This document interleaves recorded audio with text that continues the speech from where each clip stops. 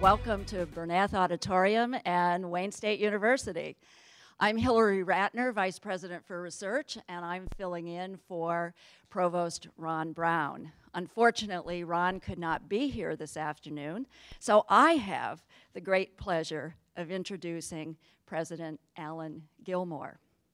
I've only known Alan a few short weeks, but in that time, I've come to admire him immensely. His intelligence, his insights, his fresh perspective, his candor while being kind. I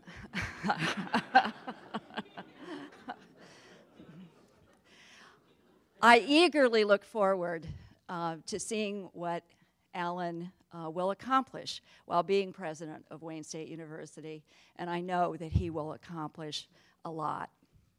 Bart Giamatti, president of Yale University, once remarked that being a college president is no way for an adult to earn a living. And one might ask why someone would come out of a well-deserved and well-earned retirement twice from Ford Motor Company as vice chairman to join us and lead this large and complex university, guaranteeing an excellent education to 32,000 students, advancing our research mission, and engaging our community. But fortunately for us, Alan Gilmore can't resist the challenge. So without further ado, join me in welcoming President Alan Gilmore.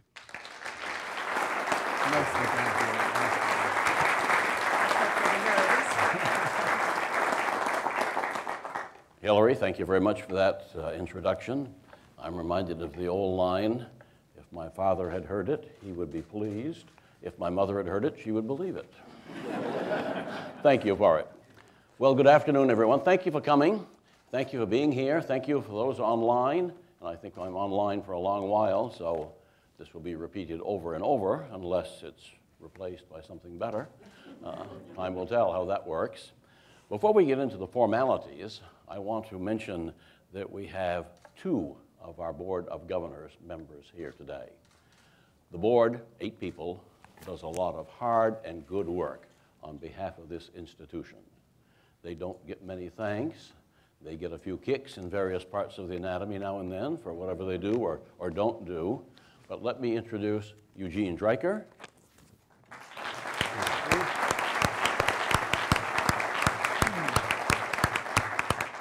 And Paul Masseron.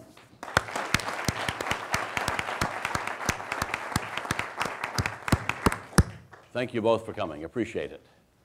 They were not wise. If you sit in the back row, you can see better how the audience likes this. And so you can't tell what the real customers are thinking. But again, thanks for coming, both Eugene and Paul. Well, the input worked. We asked for suggestions for topics to be discussed. We got 208 responses. And they covered everything, as someone said, from purpose to parking. Although parking got a little more attention. And perhaps that's not surprising. I was just thinking of my own parking. But anyway, we'll leave that aside. I was told not to mention that. A lot of suggestions, a lot of warm wishes, a lot of comments of things that need to be done better. A lot of concern that the world doesn't know well enough yet what a good institution we have. And the first thing, of course, for the world to know it is to be a good institution. And then we can talk to the rest of the world about what we are, what we're going to do, how we're as good as we possibly can be. I'm not going to cover everything today of the 208, but I'm going to try to answer at least the themes of those 208 in the blog over the next few weeks. And you'll see in the comments that I make today, the answers that I try to give today, they are based on what would be charitably described as not much experience. I have spent 3 weeks in spring training under the guidance of Phyllis Room sitting right there. Thank you, Phyllis, for being the coach.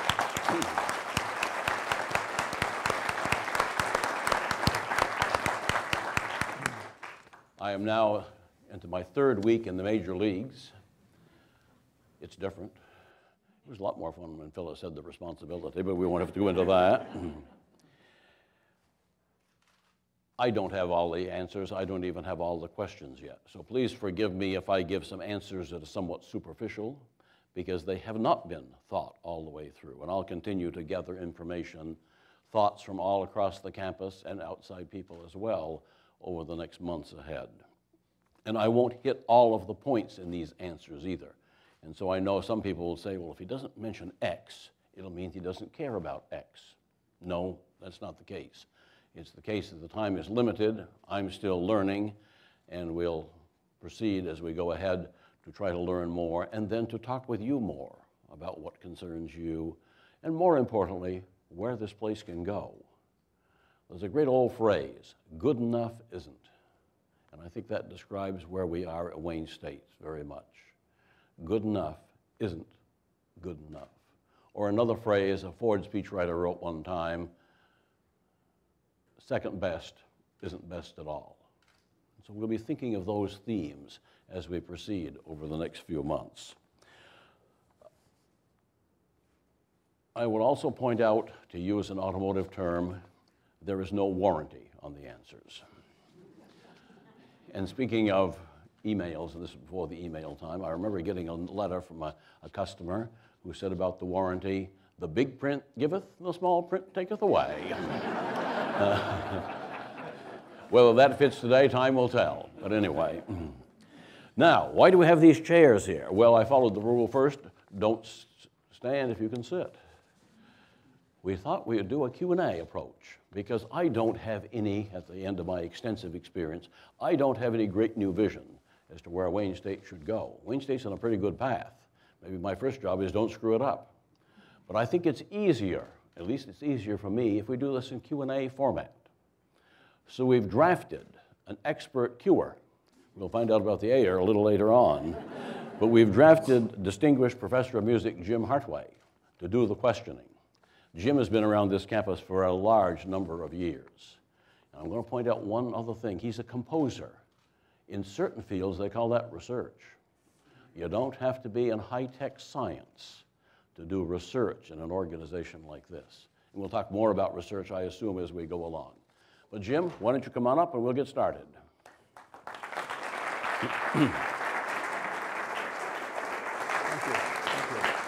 Thank you. He said he doesn't have all the answers, but here are the 208 questions. So I've got those.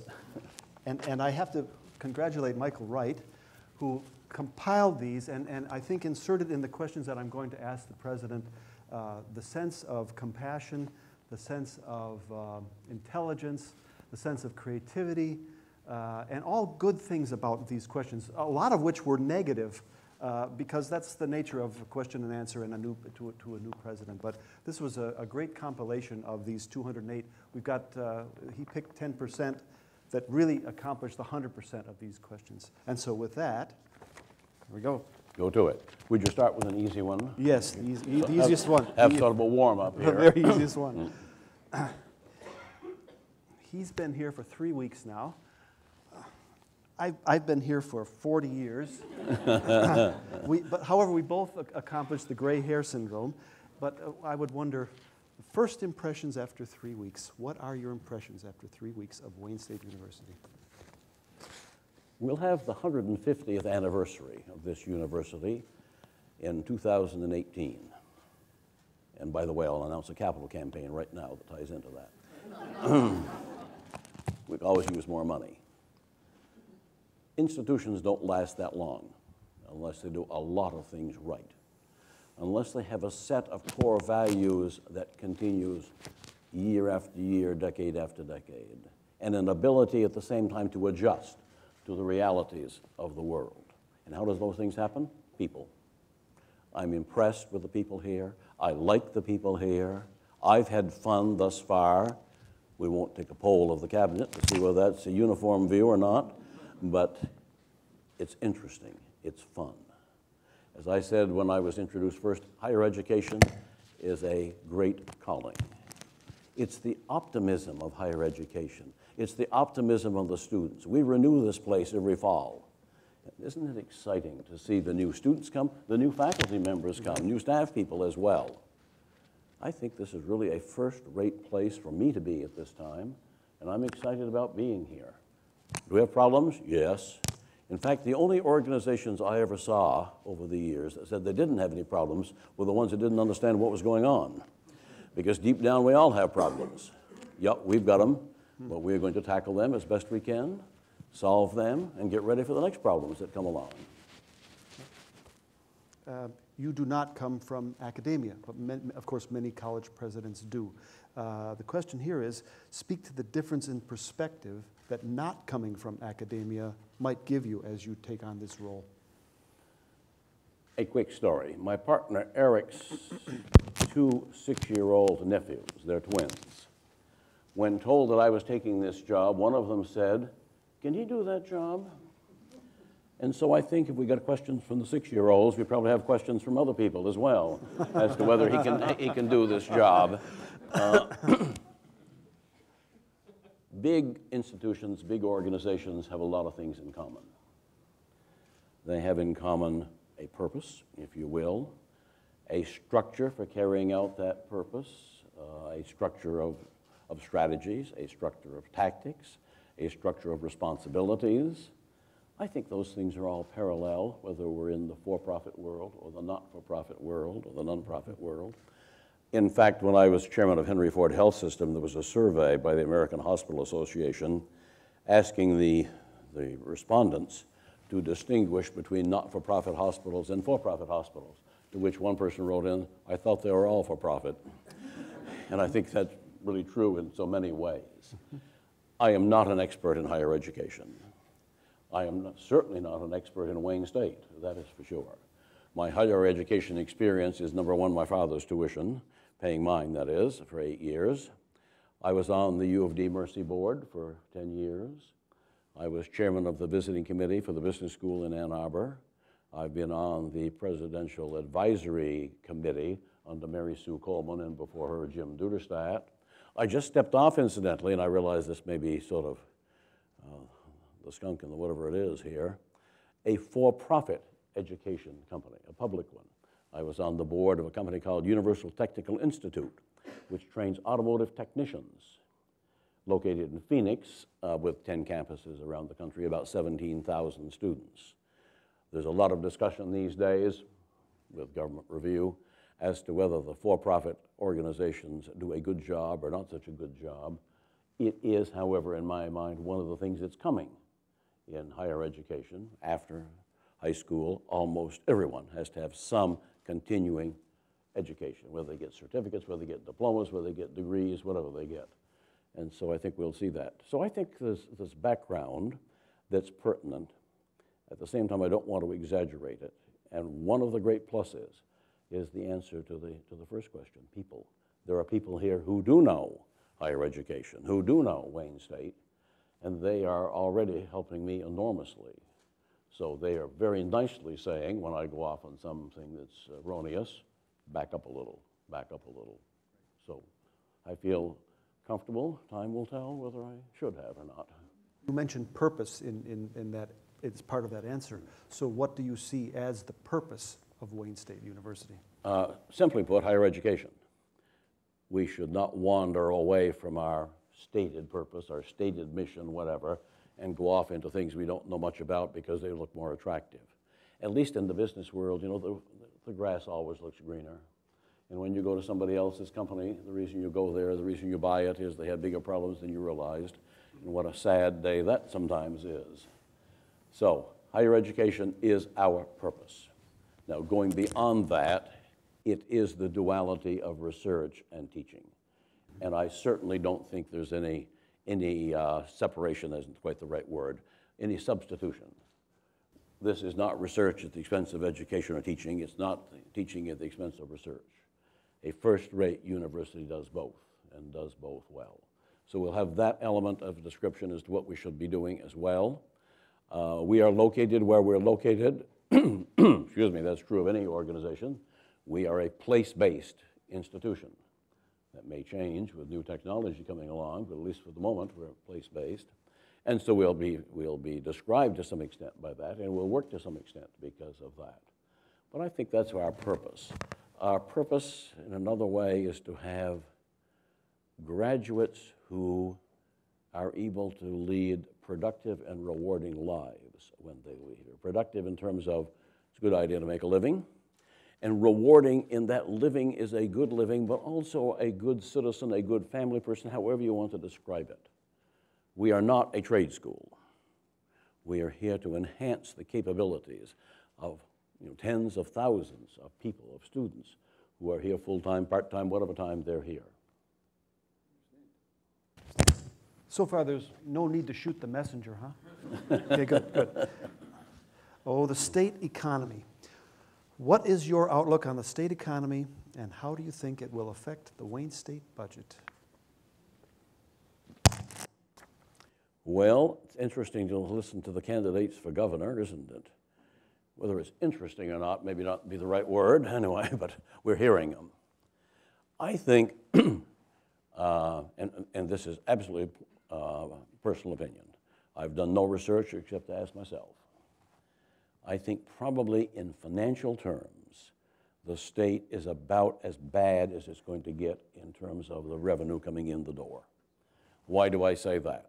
I think the economy gradually will pick up, and that will mean that tax receipts will pick up, whether income tax or business tax or sales tax or whatever else. So I think there will be not less money to work with going forward. I should put a footnote on that, however, because the federal stimulus money will not be here a year from now. So we'll have to adjust for that, but when that's adjusted for, this is where we are. What does that mean for us? It means, as far as I can see at this point, that we should expect that the state appropriation will be relatively stable going forward. I would be surprised if it declined. On the other hand, I would be surprised if it increased much either. I was going to take a poll, which you're not supposed to in a Class C organization, a Class C meeting like this, which was how many of you would like to have your state income tax increased? In general, the conclusion is it's very good for other people, but it just doesn't fit me quite right at this point. So what does that mean? It means, therefore, that we are in an endeavor, higher education, that is both labor-intensive and capital-intensive. Labor-intensive for the instruction, for the faculty, for the support people, for the part-time faculty. That costs a lot of money. And we're capital-intensive in buildings, and particularly in the research side, and particularly in the scientific research, where the technology changes so fast, and in IT, where as soon as I learn how to use it, it's obsolete. Time for a new one. Those things on both sides cost money. So we will be, for the foreseeable future, in the pincers of sideways state support and probably increasing capital and operating needs in our own shop. And I could talk about deferred maintenance, and I could talk about cost of living, and I could talk about a whole bunch of things, but we don't need to go further into those at this point. What can we do? I've got to be able, and Harvey's got to be able, and his colleagues have got to be able, when we go to Lansing, or when we see local legislators, to say, number one, we do a good job. Number two, we do it efficiently. So we are going to have to pay as much attention to cost as big auto companies were supposed to have paid attention to cost in the past, so that we can, number one, balance our budget, and number two, demonstrate the value of what we're providing to the students. So after we've done the efficiency side, we've got to be able to portray the effectiveness side as well, that we do an effective value for money job in this place. This next question fits right in. Excuse me. Why does the university increase tuition every year, even when we're all hurting from the bad economy? And what happens to all that extra money? I know it basically goes into my pocket. It does. I've noticed the same know, thing. But yes. Let's not open that up. That's please. right. Well, this is a very confusing place for a person like me. I thought that business accounting was confusing. Well, that's minor league compared with this. We've got accounts on top of accounts, but there's only one trouble. I don't think they got any cash in any of them. So we're very busy. We could debit and credit for a long, long while here. But Where is the money? We aren't going to be able to pay the bills in a major way with research money, because research, we hope, will take care of the costs of doing the research and some of the overhead. But it's not a way that you get ahead in this world by doing more and more research. You don't get richer and richer. So we can't count on that. Our endowment, $225 to $250 million, much higher than it was not long ago. But in the scheme of things, not a big number. And if you take a payout of 5% from that, you've got $10 million plus or minus. What's left? Tuition. And this is not a question of Wayne State or a question of Michigan. This is a question of America. The cost of higher education keeps going up. And the only piece that moves with much predictability is the tuition costs are tough to handle in times like this, and particularly in times like this. And particularly in this area, too. Yeah, and particularly in this area. Yeah. So that's where we find ourselves. There is no magic bullet. I would like to be able to say we found it. And if we had a lot of endowment, for example, we could find it. And so it's very important that we graduate a lot of students who make a lot of money and then send it back to us. Sure. But we can't depend on that right away until we get them graduated, until they make a lot of money. So it's going to be tough as we face the tuition issue. I don't know what's going to happen in Lansing with the appropriation and therefore with our tuition. But we're going to have to, as I said, to repeat myself, do our best to be efficient and portray that we are efficient in running our place. That will be our first duty here. Understood. Understood. The School of Medicine. What is your opinion of the School of Medicine? What are your plans for the School of Medicine? That must have come from the School of Medicine. I have a feeling. The School of Medicine is a good School of Medicine. That's the first good thing to say about it. It does a good job. It does a good job of teaching. It does a good job of research. And those are good positions to be in. The second thing I'd say is that the old arrangement with the DMC is a smaller arrangement than it used to be. And that's because of what's happening in terms of our enrollment, in terms of what's happening to the size of the DMC. So the medical school will reach out to more hospitals as training grounds for our students in the first 4 years. And of course, after that, they go off into residencies at various hospitals, whether it's here or elsewhere. So we have, the medical school has, I had nothing to do with it, increased its relationship with Oakwood, located principally in Dearborn, but to some extent downriver, with Crittenden out in Rochester, and with Henry Ford Health System, principally Ford Hospital across the street. We also need to do more research, both in absolute and relative terms, and Henry Ford Health System is the place we believe to be doing that. So that's the third point. Henry Ford Health System has a major research effort. It does not have a medical school. And if you look at the health systems that aren't tied to a medical school, it has one of the larger research efforts in America. Most, of course, are tied to medical schools, universities, et cetera. They're not. If we can put those together in some way, not duplicate, but take out the duplication, focus on our strengths in both areas, that will help as well. So I'm confident about the future of the medical school. What healthcare reform, the Republicans put reform in quotes, the Democrats think it's a good idea, but that's irrelevant. What it will bring for us is not entirely clear to me, but clearly to hospitals and to physicians, it's going to bring more patients who can pay. Sure. And so we're going to see over the next few years a change in the structure of healthcare, as well as and that leads to our need to be able to adjust to that. Well, we talk again now about money, tuition, and enrollment. Now, I understand that we've had a slight tick upward in enrollment for this particular semester. Are you concerned about the university's enrollment, and what can we do about it? What can you do about increasing enrollment? Yes, I am concerned about enrollment. While we're fortunate the enrollment is up a bit from the last semester, our new admissions of freshmen are down. This reflects, of course, demographics. If you look at the cycle of how old people are, we are just now entering, as I understand it, a cohort of 15, 16, 17, 18-year-old kids that is smaller than the preceding group and the following group. We've got a little hole to get through. Second, we're in a state that's losing population.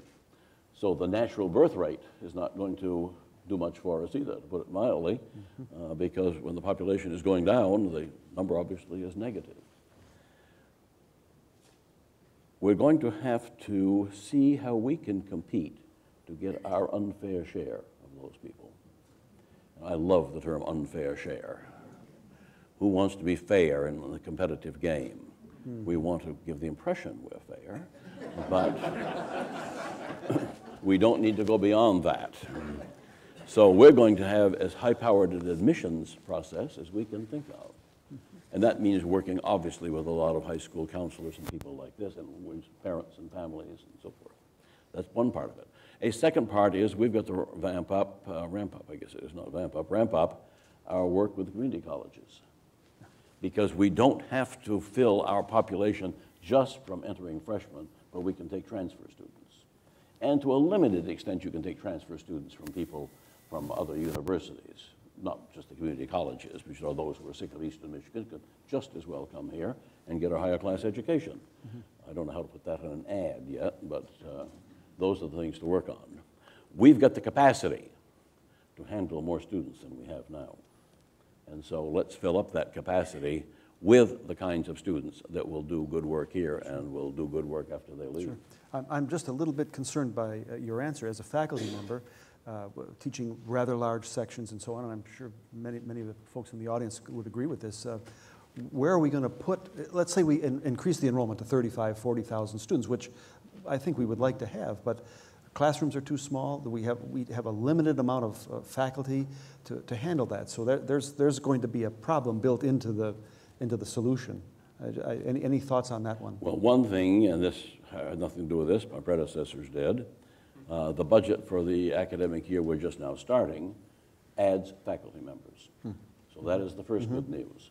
And Ron Brown, who couldn't be here today, as Hillary said, has an emphasis on filling those positions and filling them with good people, the best we can possibly find. I remember once at Ford Motor Company, I was an HR person for the finance function. And I took up to my boss just an excellent plan how we were going to move these people around. He handed it back and said, no. And I said, well, why not? He said, it isn't good enough. And then he made a comment to me that I wasn't smart enough to pick up for a while. He said, your job is not to fill vacancies. Your job is to build a dynamic organization. And that has lasted through at least until today. And that's what we've got to do as we add the faculty members. We can find plenty of faculty members who can come and chug away and do work. Those aren't the ones we want. So as we build that, that will help as we come ahead. That does remind me, before you even get a chance to ask a question about part-time faculty, yes, we have too many. I'm not here to denigrate those people, because many of them have outstanding professional careers in their day jobs. But they aren't here to help in governance. They're not here doing research. They don't have the attachment, at least many of them in a permanent way, that full-time faculty have to the place. And so we got to change the mix as well. No. And we see this in the criticisms from accreditation groups that say we have too many part-time faculty. Sure. And it doesn't take a rocket science to do the math. So I'm glad to hear of your concern, because as you know, it's the full-time faculty that are on committees and are serving the university, and God bless them, we couldn't operate without the part-timers, but they're basically going home, and so that burden has fallen more and more on a fewer and fewer number of full-time faculty members. And so this, incidentally, is going to be another budget problem. Yeah, of course. Those people, part-time, most part-time people are found are cheaper than full-time people. And some of the reasons we've done that, these part-time people, is for budget reasons. As we work ahead with more full-time people, we will have to figure out how to realign that money to be sure that we can get that done. Yep. This one is about our graduation rates. Our 4 and 6 year graduation rates are not very good. This says that they're terrible. What do you? That's an accurate description. I think they're terrible. So the question is, what are you going to do about that, boss? Excuse me. Sorry. Ron Brown isn't here, so we're going to delegate.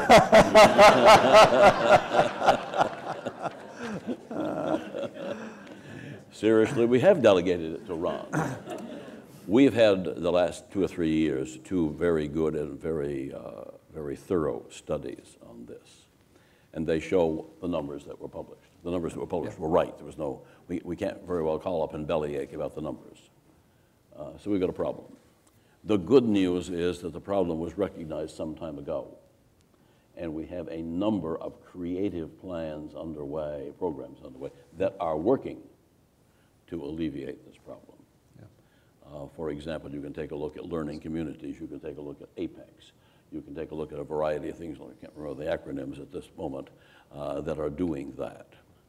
Howard Shapiro showed me this morning a chart that shows in semester on semester, we don't know the numbers for the fall, but for the spring, people from the, I guess we call it winter here, I can understand why, it only lasts 6 months in Michigan, from the fall to the winter semesters of freshmen, our retention rate was the highest that we, since we started measuring this, going back at least 10 years.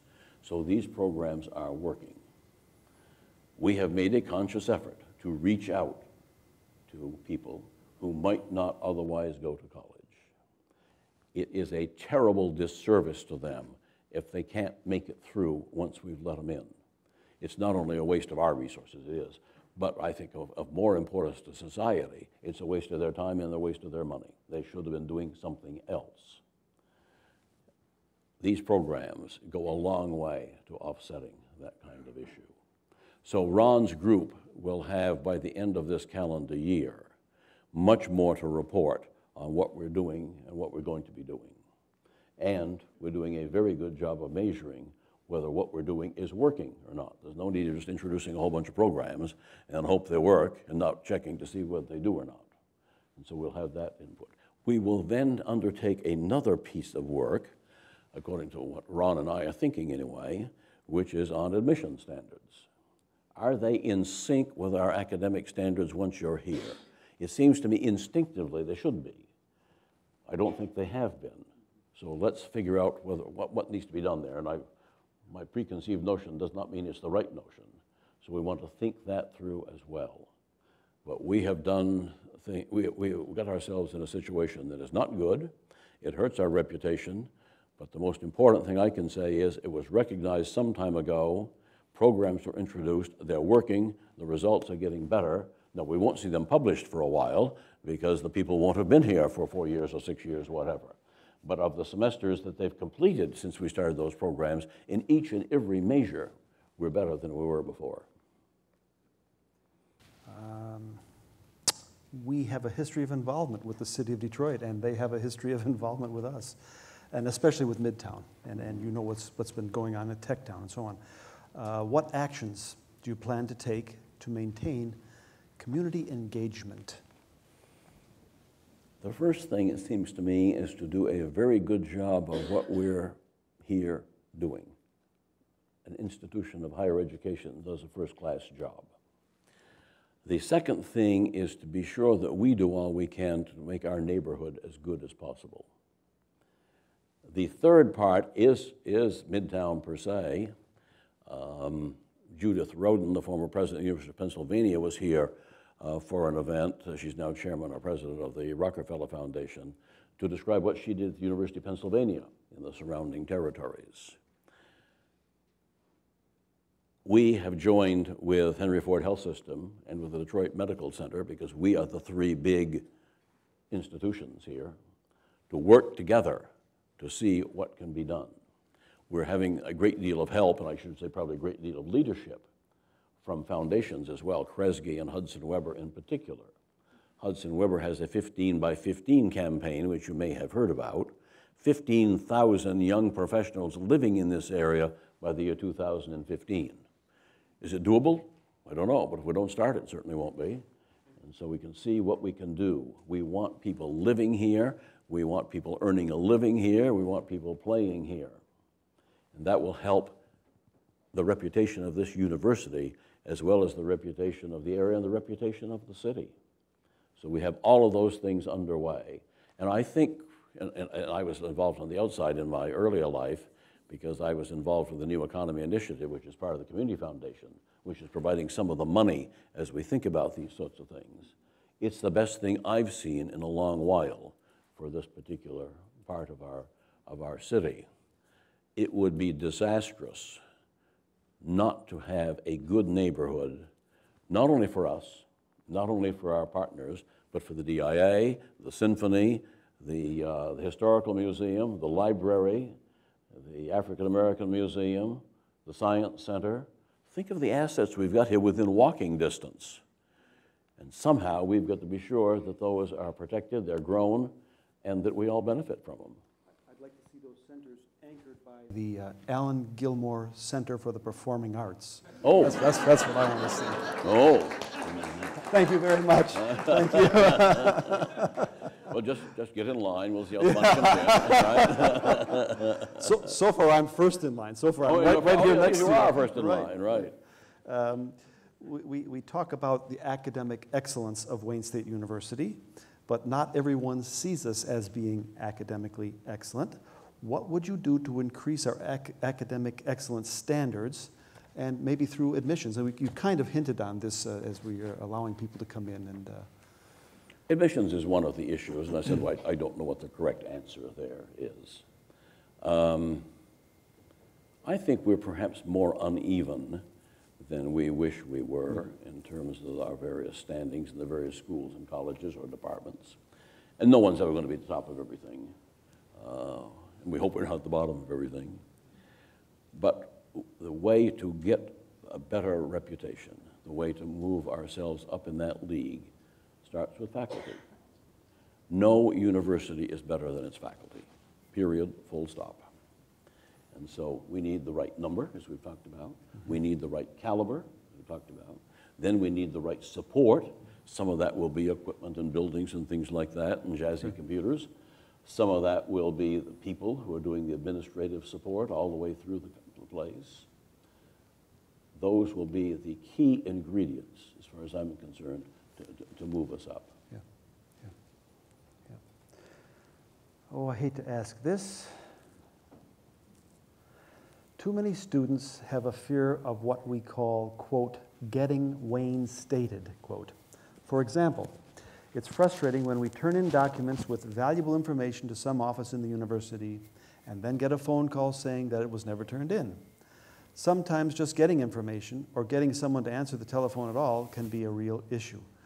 What do you plan to do to improve student services, let alone faculty services? That might be another part of this question.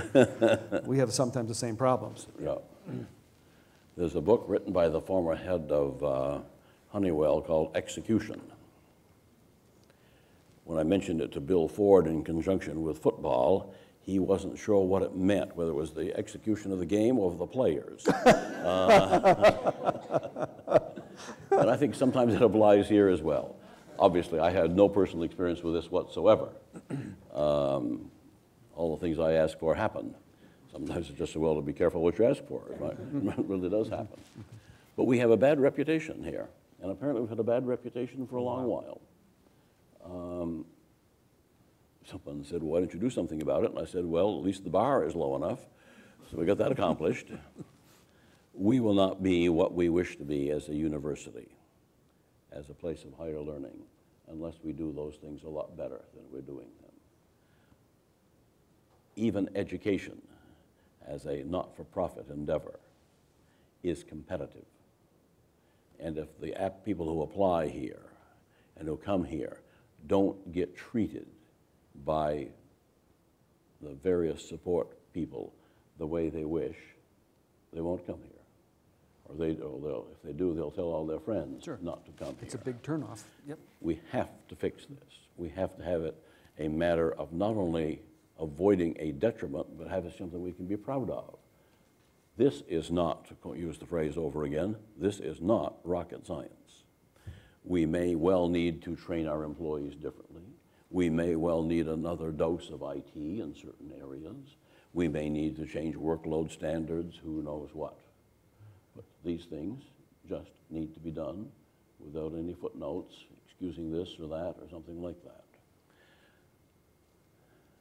The Ritz-Carlton used to do, when Ford was involved, they still do, I'm sure, but they did surveys of their guests. They surveyed them to death, as a matter of fact.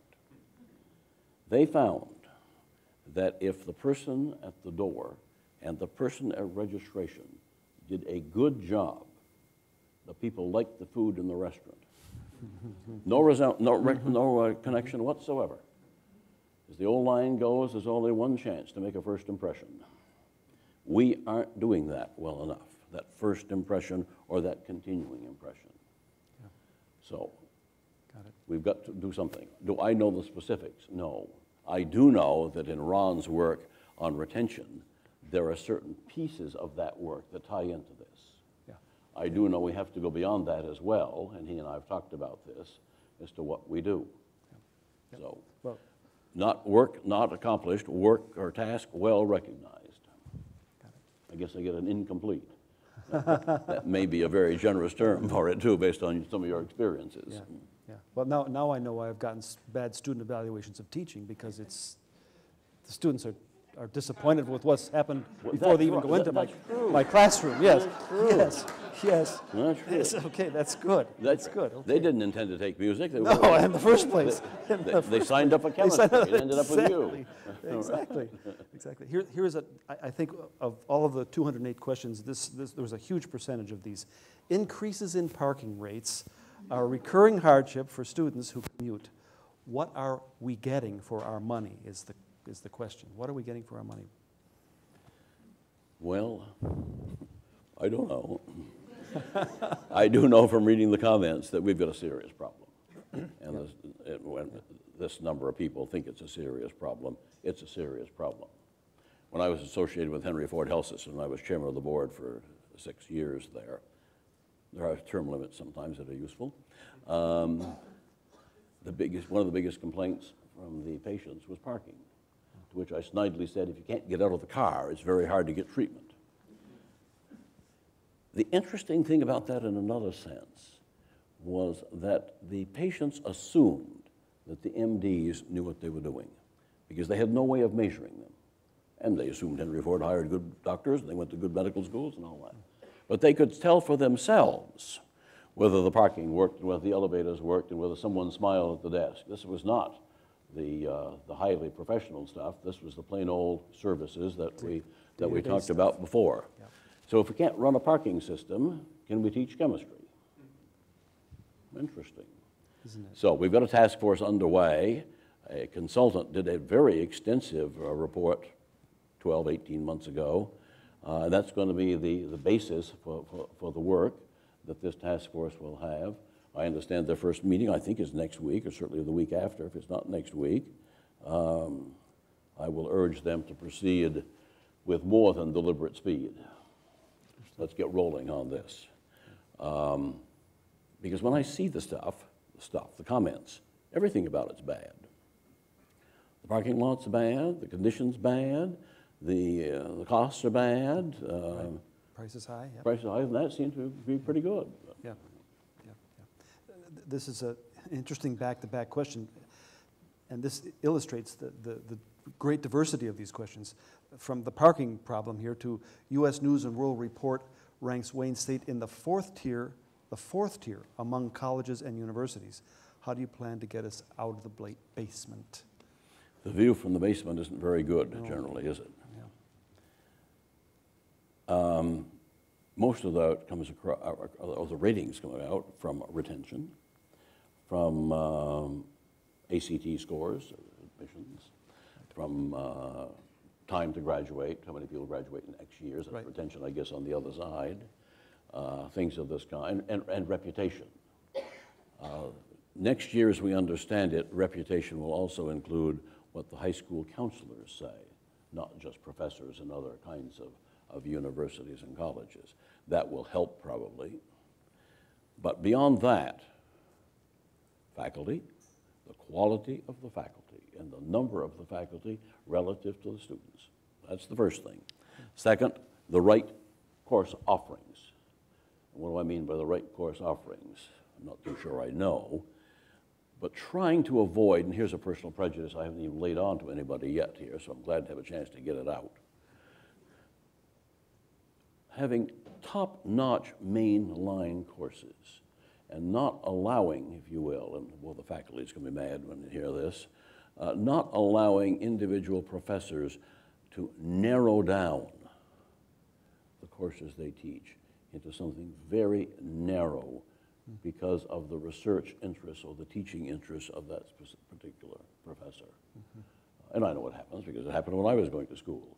And I think it's good because we do want people to know those narrow kinds of specific professional information or knowledge or research.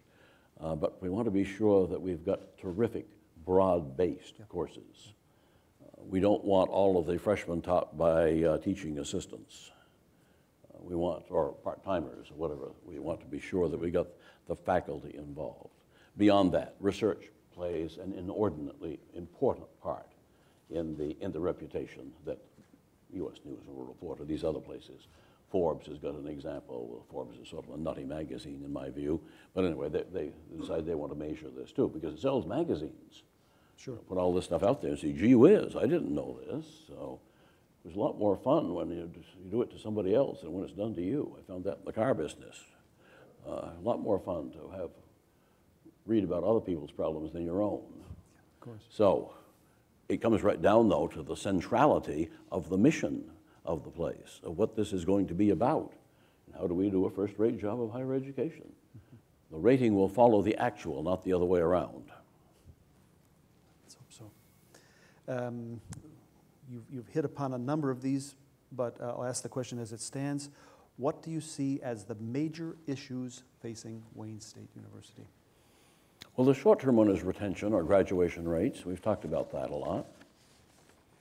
The second one is service, or as you call it, what, the Wayne-stated? Being Wayne-stated. Being Wayne-stated. Wayne-stated. The first one is, is major for reputation, major for the content of what we do here for a living, you will, for this higher education endeavor. In those senses, support services and the quality of them way down on the list.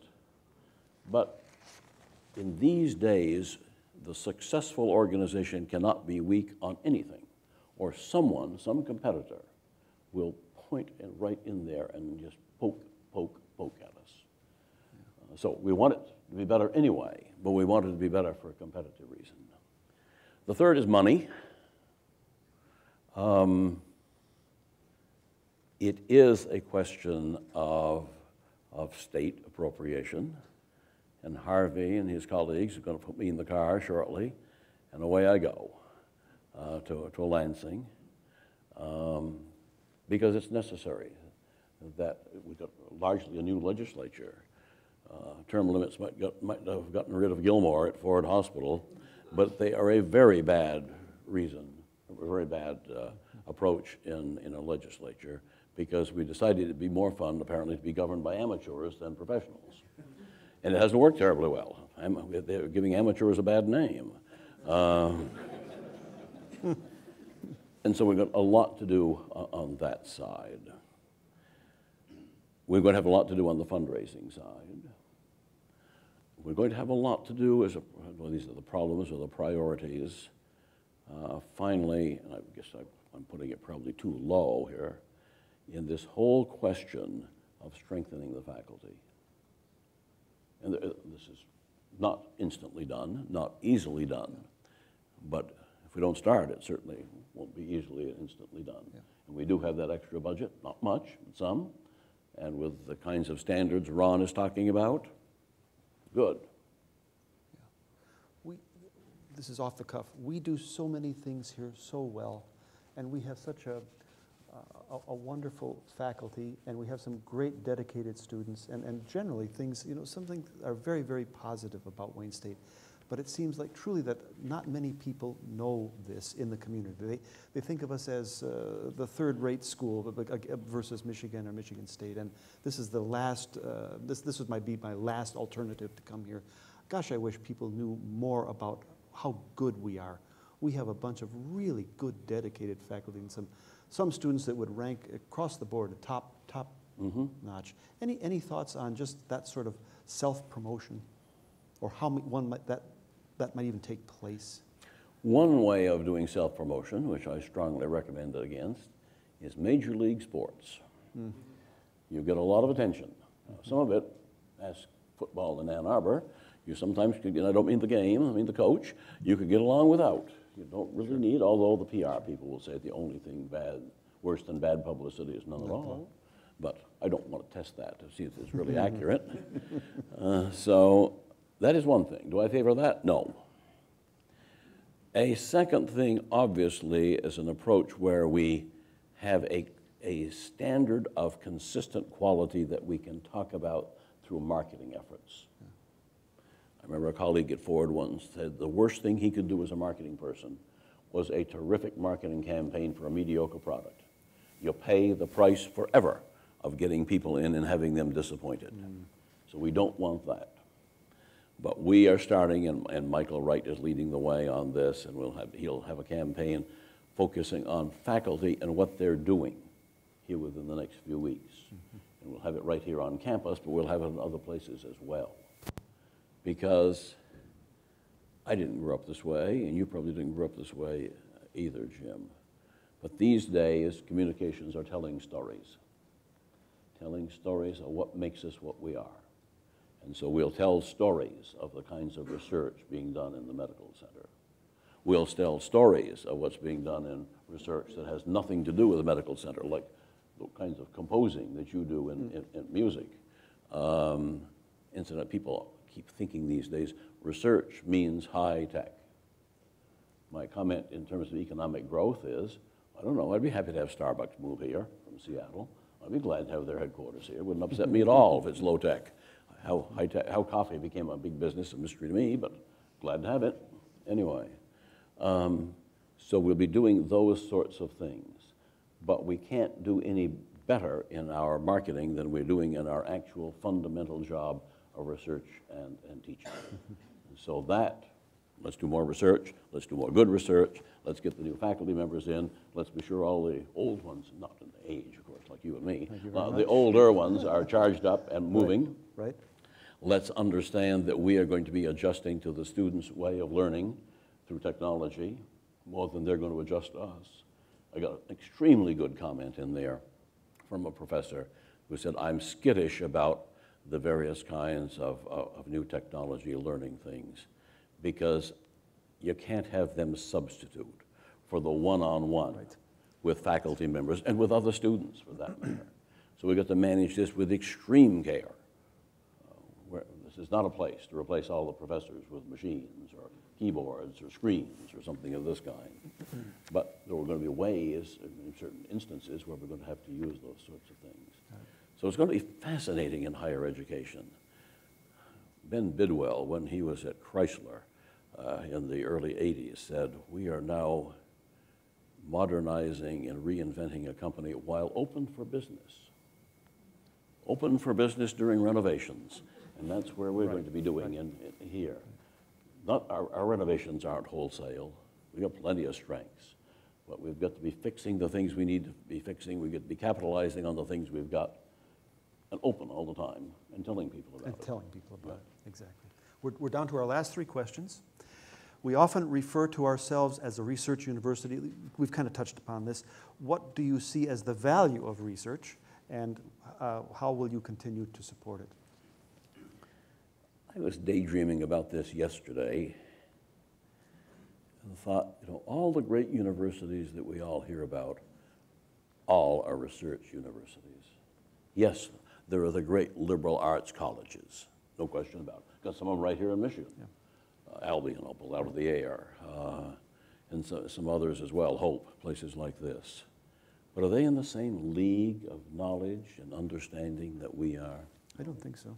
No, it doesn't mean the kids shouldn't go there. It depends on the kind of person, the kind of student, what the person is best suited for, what he or she wants most. But the major leaguers are the research universities. Therefore, we must do research. Now, it isn't all scientific, to say that for the 19th time this afternoon. It is most useful when it's applied to something. And I don't mean applied versus basic. I mean translated to learning and knowledge.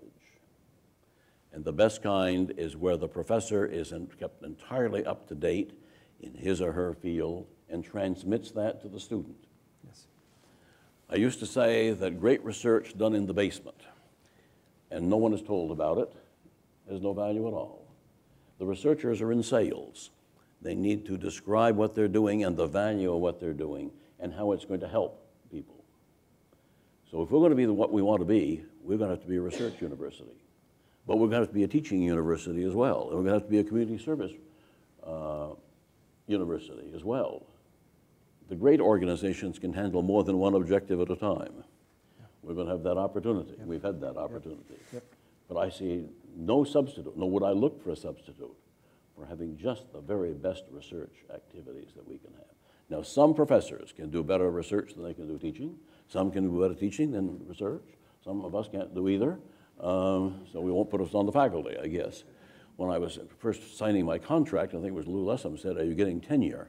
And I thought, I wish I'd asked. But, because apparently it's a great asset. But then I don't know whether I thought of it or he thought of it. Tenure in what? Which was sort of ended that discussion. Indeed. But it's integral to the success of any vibrant university. You alluded to going forward with another capital campaign. Can you give us some specifics now, or would you like to go into that? And then there's one other question after that. Then well, I shouldn't say anything before I've discussed it with the Board of Governors and David Ripple, but I think we need another capital campaign. The last one was successful. We raised nearly $500 million in cash and nearly $500 million in high-tech equipment. It was very, very useful. It wasn't stuff that was just left over by some manufacturer. Right. It's made a big difference. The best of universities will never survive on tuition and state aid, or research for that matter. They must have that margin of that extra money that they can invest wherever it needs to be invested in the university to get that university the leg up. So we absolutely will have to have a capital campaign.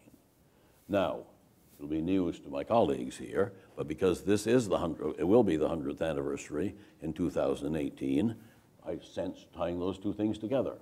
It takes a while to get a capital campaign organized, to get it underway, to ask all of the likely people and the unlikely ones as well. We'll ask anybody to get this done. But it will provide, I think, enormous value to the university. It'll provide enormous value as well in tying alumni and friends and foundations and corporations to the university. The only way to raise money, as a colleague once said to me, is to ask for it. The process of asking is a process of marketing in the best sense of what this place is all about. And so it will help in that way as well. Now, as Yogi Berra says something about cash is money or whatever, or money is cash. Anyway, we love cash. It really looks very good. Cash is king. Cash is king, right. But we'll take about anything we can think of to build up our endowment, to build up to catch up on some of the capital needs that we have and find new ones, and to move us ahead, and to tie people in. When you see the percentage of our alumni that give to this university, it's far, far too low. It's not going to match the Ivy League outfits, where sometimes as many as 50% of the alumni give on an annual basis. Think of the money that would come into this place if we were doing it. But we're only a small fraction of that. But as we get ourselves in gear and keep pushing on it, we'll do a heck of a lot better. So the questions are really over, and we have here, do you have any closing summary or anything else you want to tell us? Well, I'll just check on the time, because there is the old line that the job of the speaker is to speak and the audience to listen, and if the audience finishes its job first, they should let us know.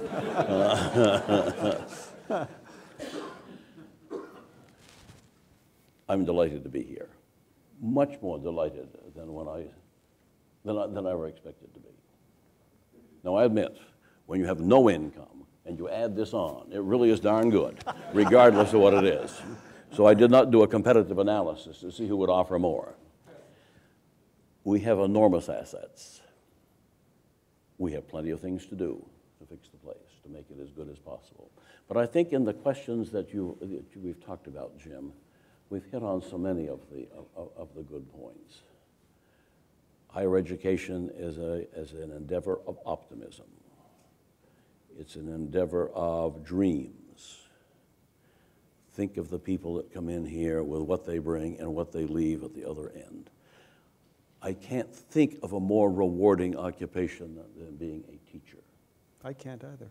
Lee Iacocca, I was looking up quotes. I was dumbfounded to find a Lee Iacocca quote, and said, the best profession in the world is teaching, and all the others are under teaching. I was trying to find something that Confucius said. I was thought, though, the students would think I knew him personally. Anyway, I couldn't find it, so that didn't do it. But it was something along the lines, if you plant a seed today, you get something in the spring or the fall. If you plant a tree, you get something in 10 years or 20 years.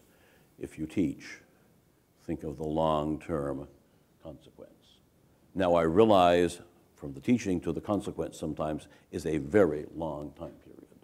And you can't always tell which piece of teaching and which piece of student and which piece of success, however you define success, are going to tie together. I was talking with people at the prep school I attended, and I said, what happened to the very best students? And the answer was, gee, they had different kinds of careers from those in the professions or in business or whatever. And I remember the old line, and Bob and I talked about this when we were talking about the law school. The A students make professors, and the B students make judges, and the C students make money. We'll remember that with fundraising. We won't bother to go to the judges and ask for money. I want this university to have a feeling of restlessness, of what we might be, as opposed to what we are now. Dream big. If you don't dream big, you won't get there. So I'm excited about it, again, and the people are what will make this place. And I don't mean it's the president that makes the place. That organization chart is upside down. The students are there, and the researchers and the faculty are here, and the rest of us are overhead, down here. Sometimes people think we're even helpful. Sometimes there is a minority opinion on that as to what we're doing. But that's what we're here for, and I think we can do a great job. And I appreciate the involvement of everybody in getting it done. Thank you. Ladies and gentlemen, President Alan Grimler.